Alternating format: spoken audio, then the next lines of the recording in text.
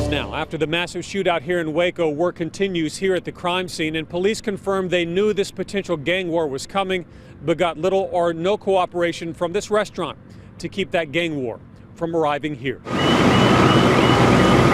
The removal of motorcycles continued through the night at the scene of the shootout, while across town the 170 bikers were given heavily armed escorts on city buses instead. Waco police telling us that about half of them have been processed and jailed so far, each held on $1 million bond and charged with organized crime. 36 hours after the melee, all of the bodies had been removed, but the threats to police officers were still very much alive.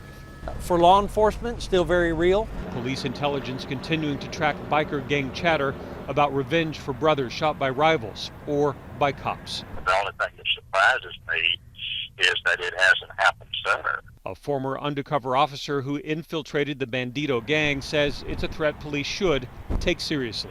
Please don't take anything for granted and don't turn your back. They're like a rattlesnake. You never know what they're going to do. As for the Twin Peaks restaurant that hosted the biker event, this may be its last event ever.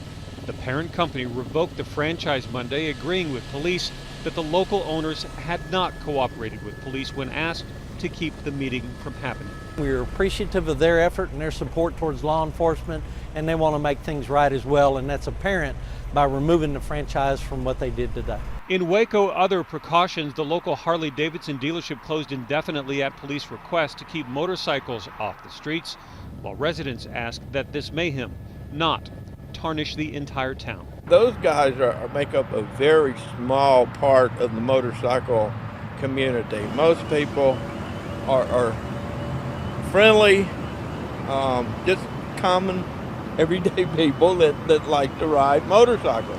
Police expect to wrap up this investigation here at the crime scene in Waco later this morning, impounding each and every one of those motorcycles as evidence, while knowing full well that this turf war in Texas between these biker gangs is far from over.